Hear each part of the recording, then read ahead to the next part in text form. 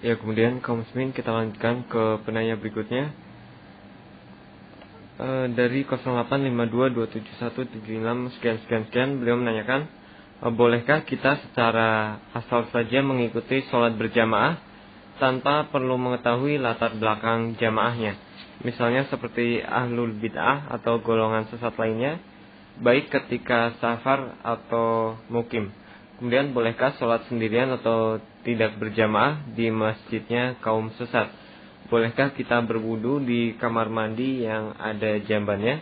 Sekali lagi, bolehkah kita secara asal saja mengikuti sholat berjamaah tanpa mengetahui latar belakang jamaahnya, misalnya seperti ahlul bid'ah atau golongan sesat yang lainnya, baik ketika safar atau mukim? Kemudian bolehkah sholat sendirian atau tidak berjamaah di masjidnya kaum sesat? Dan terakhir, bolehkah kita berwudu di kamar mandi yang ada jambannya? Kepada Ustaz Safudin kami persilakan. Bismillahirrahmanirrahim.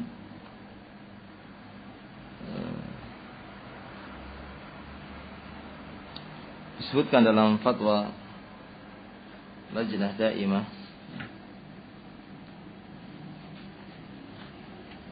tentang sholat di belakang orang yang kita tidak tahu akidahnya.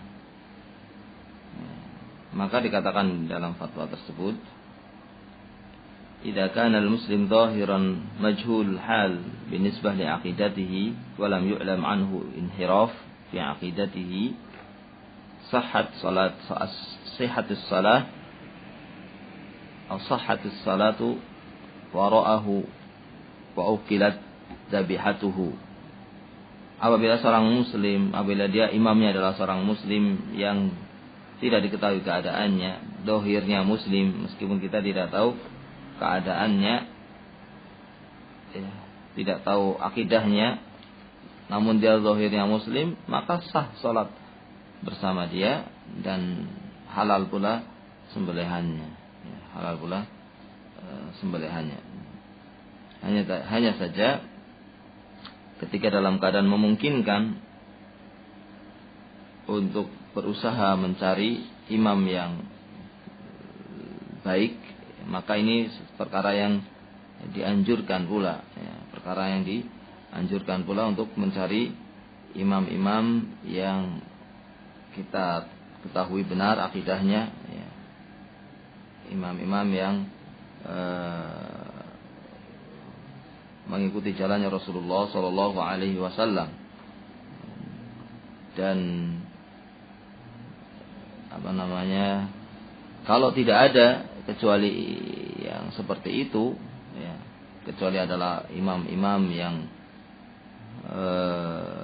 melakukan bid'ah atau yang melakukan perbuatan-perbuatan maksiat yang nampak seperti mencukur jenggotnya atau seperti memanjangkan pakaiannya sampai menutup mata kaki misalnya, ya, maka yang seperti ini, ya, perlu diingatkan, ya, imam seperti ini perlu diingatkan untuk tidak memotong jenggotnya, untuk tidak membiarkan, tidak memanjangkan kainnya menutup mata kaki, karena perkara ini adalah perkara yang semuanya diharamkan oleh Allah Subhanahu wa taala dan Rasulnya, ya. Perlu diingatkan sehingga dia bisa menjadi lebih baik. Adapun dari sisi sah dan tidak sahnya sholat bersama dia, maka sholatnya sah, ya, sholatnya sah, ya. Sehingga kalau dia bisa memilih, ya, ini melihat maslahat dan madarat dan melihat fitnah, apa yang akan terjadi, ya. Apa yang akan terjadi kalau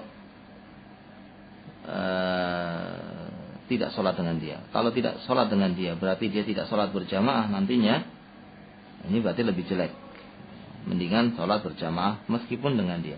Tapi kalau dia bisa mencari sholat berjamaah yang lainnya dari yang lebih baik, ya itu lebih bagus mencari yang lebih baik, tetapi juga jangan kemudian meninggalkan kewajiban, mengingatkan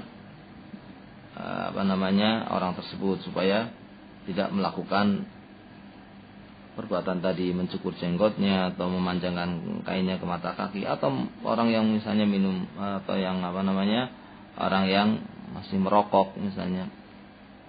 Ini diingatkan bahwa itu tidak boleh dan seterusnya. Nah, tapi kalau meninggalkan sholat bersama mereka karena sebab mencari imam yang lebih baik, ya seperti ini tidak mengapa dan ini lebih bagus, ya.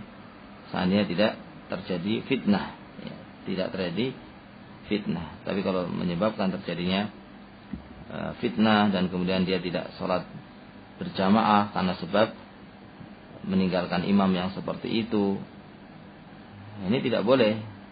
Ini kedua-duanya jelek. Sholat di belakang orang seperti itu juga ada kejelekannya.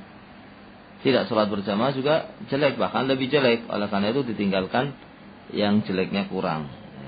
Ditinggalkan yang jeleknya kurang. Yaitu tetap sholat bersama orang-orang yang seperti itu, orang yang berbuat bid'ah, orang yang berbuat maksiat, yang nampak, kita tetap sholat bersama dia. Kecuali kalau kita bisa meninggalkannya, itu akan membuat dia mengambil pelajaran misalnya. Kalau kita yakin kalau kita tidak sholat di belakangnya, dia akan berubah menjadi orang yang kemudian memelihara jenggotnya, menjadi orang yang meninggalkan bid'ahnya, maka yang seperti ini wajib bahkan kita meninggalkan sholat di belakang dia dalam rangka ingkar mungkar, ya. Tapi kalau tidak ada fitnah, kemudian meninggalkan sholat di belakang dia itu tidak kemudian meninggalkan berjamaah karena kita bisa mencari jamaah yang lainnya yang lebih bagus, maka yang afdal adalah untuk mencari imam-imam yang lebih bagus, mencari imam-imam yang lebih bagus dari yang ada, ya, yang tidak melakukan kefasikan yang nampak, tidak melakukan kemaksiatan yang nampak, karena yang seperti ini akan lebih sempurna sholatnya dan akan lebih menjaga agamanya.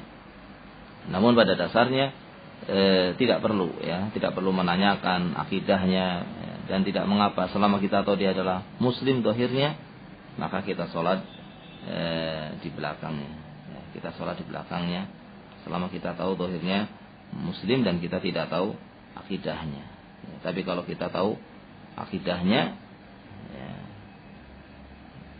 bahwa dia adalah orang yang berdoa kepada selain Allah Subhanahu wa taala, maka tidak boleh, ya, sholat di belakang yang seperti itu.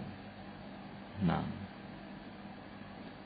ta'ala a'lam bissawab. Kemudian masalah bersuci di kamar kecil, secara hukum sah atau tidaknya, maka itu sah, ya, sah saja seorang berwudu di kamar kecil, ya, di kamar mandi atau di WC.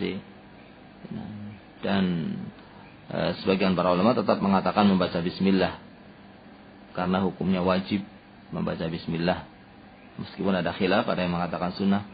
Namun bagi yang berpendapat wajib, maka tetap dibaca bismillah itu meskipun di kamar kecil, ya, tetap dibaca bismillah dan salat wudunya sah, ya. Tetapi kalau dia bisa berwudu di selain kamar kecil, tentunya lebih afdal, ya, dari beberapa sisi, dari sisi terkena najis, dari sisi juga tidak menyebutkan lafaz bismillah di tempat yang asalnya dilarang. Namun kalau dia tidak ada dan sulit untuk melakukannya di tempat yang lainnya, maka yang demikian dari sisi sah wudunya orang di kamar kecil adalah dihukumi sah wudu meskipun di kamar kecil dihukumi sah. Wallahu taala a'lam bissawab. Mudah-mudahan bisa difahami.